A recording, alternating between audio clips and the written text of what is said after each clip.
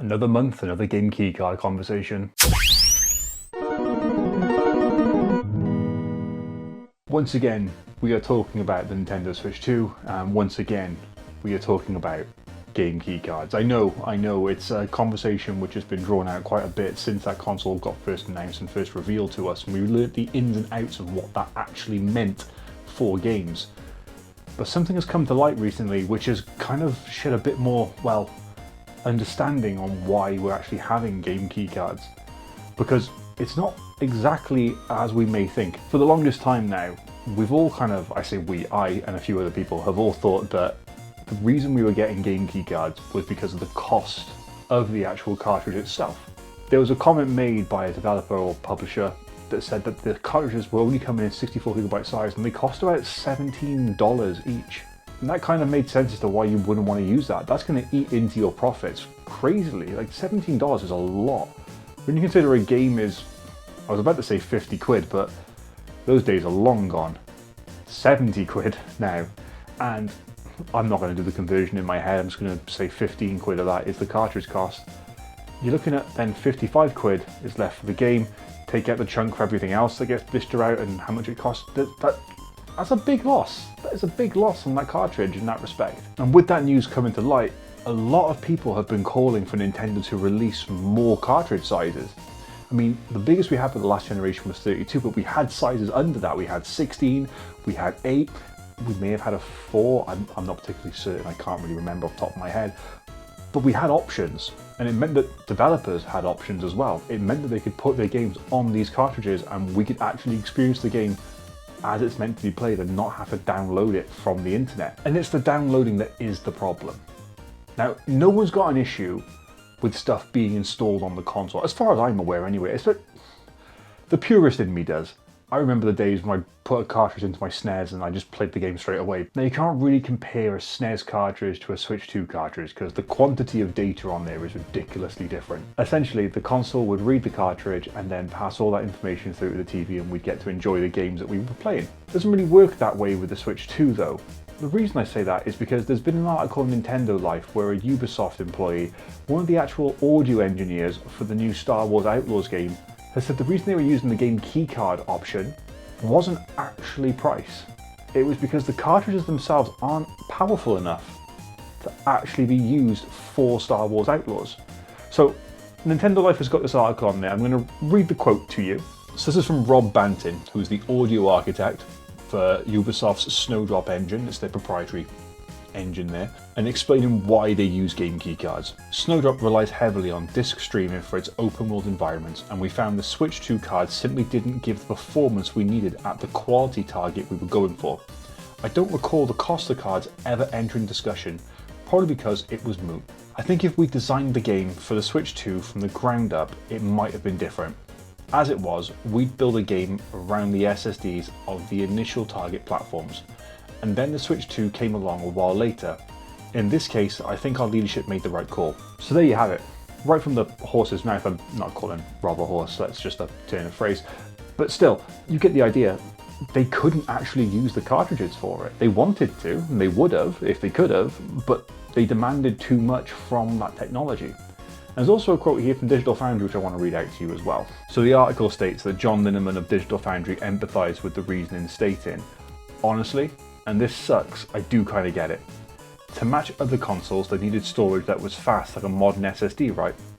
The cost of that stuff has not come down like flash memory used for Switch 1 games. I think they probably did what they could, and even still, those carts cost $23 a piece." This game keycard situation has been a very weird one, because we've gone from thinking it was developers and publishers wanting to, try to eliminate piracy, to thinking it was Nintendo being greedy and wanting, to control like the cartridges that were out there and only have limited sizes and force people to use the online stuff so that they could get ready for an all digital future next generation, for example. We also thought it was Nintendo just being stupid and not having actual cartridge sizes available, to now realizing that sometimes it could just be that the tech in those cartridges themselves isn't good enough. And I say good enough because We're talking about games which are multi-platform here. Games which, you know, for the most part at the moment, most of the Switch 2's third-party games are available in other platforms and have been for a very long time. Redesigning the entire thing to come off a Switch cartridge would be very, very time-consuming and a very big time sink, which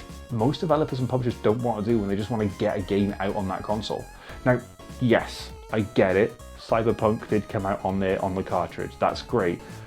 I do kind of think that Nintendo and CD Projekt Red have some kind of like a deal going on where they can just do this magic. I'm not really sure how it works because, again, Witcher 3 and all the DLC was on one cartridge on the Switch 1, which was just ridiculous.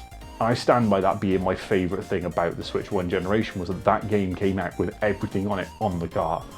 Granted, if you didn't put the patches on, the game was a little bit buggy, but it was still playable, it was still finishable, and it was still incredible. But it got me thinking, this isn't the first generation where Nintendo has been held back by its choice of medium. You've got games now using Blu-rays and dual layer Blu-rays to just bring these worlds to life and have so much quality and so much performance on them.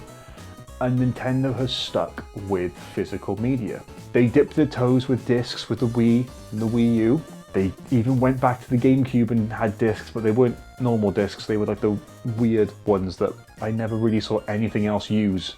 But before that, you had N64 with cartridges versus the PlayStation 1 with discs. And we all know how that generation turned out.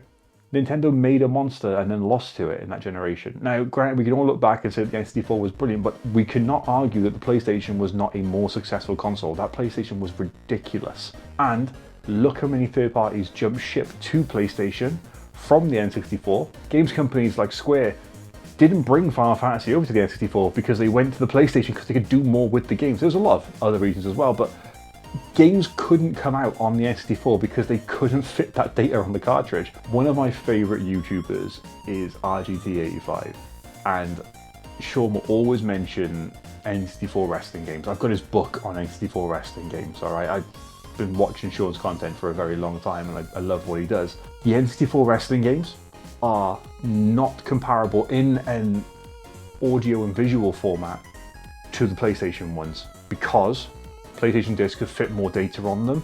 You had all the FMVs, you had the actual audio that was coming in for the Titantron, the entrance music. N64 games didn't have any of that.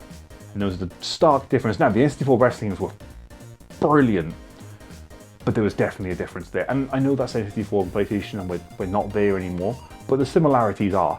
But now with Switch 2 games and PS5 games, you can tell there's a stark difference because PS5 games install onto that internal storage, which means it's incredibly fast. We all know when the PS5 was first brought out, they were saying that Ratchet & Clank couldn't run on anything but the flash storage inside of the PlayStation 5, and it was later found out to be not true. It was just a bit slower on PC if you were using a mechanical drive. Can't really expect that from the Switch 2 cartridge because, as far as I'm aware, the transfer speeds are a hell of a lot slower than the disc.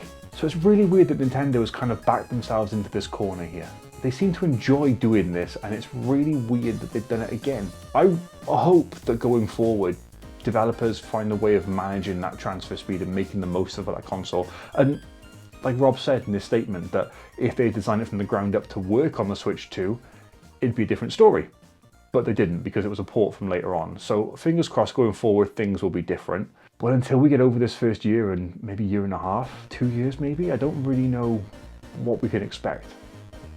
But that wasn't the only article that caught my eye on Nintendo Life. At the bottom of this article about the Star Wars Outlaws and why it wasn't a game on the cartridge itself was another article. And that one was about Japan's National Library saying game keycards are not eligible for preservation. Kind of expected that given the fact that there's not really anything on the cartridge itself, but still. Now you might think that's not a big thing, and ultimately, is that going to impact anyone here? Probably not.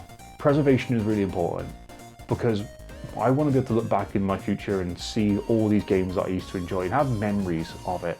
And not even that, but generations that come after us should be able to look back and see the history of how the industry got to where it is.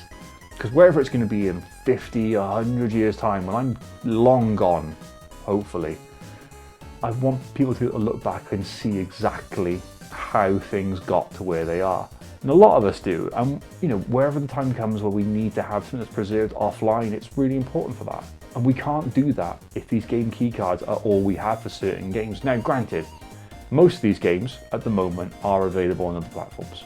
so you can still preserve them in that respect. But it does mean that for any Switch exclusive games that come out, which are game keycards, we're not going to be able to do it. Or if people want to see a Switch 2 version of a game, we're not going to be able to do it. And I know this is such a minor issue, but it is something I wanted to bring up because we're talking about game keycards, and I kind of missed it in the slew of other things that we were talking about recently. But yeah, it's a little bit of sad news in a way, because some of these games are going to be lost to time.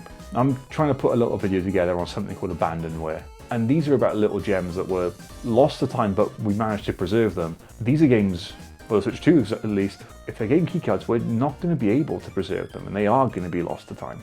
So I guess ultimately it just comes down to these Switch 2 cartridges are Nintendo once again repeating history, but hopefully they've got the ability now to course correct and actually steer these games into a direction where they can make the most of these cartridges. I love collecting physical media. I've got tons of vinyl. I think I've got over like 200 now in my living room. I've got loads of my games on my living room shelf. I've got stuff in the attic as well from all my childhood stuff. I love physical media for games. I love physical media for lots of things. And if I have to have an internet connection to enjoy some of it, that's okay, I get it. But there might be times when we don't have an internet connection. And odds of that are very slim, I know, but if the servers get shut down, whether I've got internet or not, it doesn't matter because I can't play those games. What I'm trying to say is, I really hope Nintendo does something to try and help preserve the history that they are making right now. And I really hope that games companies find a way of really utilizing those Switch 2 cartridges and making the most out of the specs that they have. Because it'll be a shame if some of these things get lost. Maybe one day a month will go by where we don't talk about game keycards.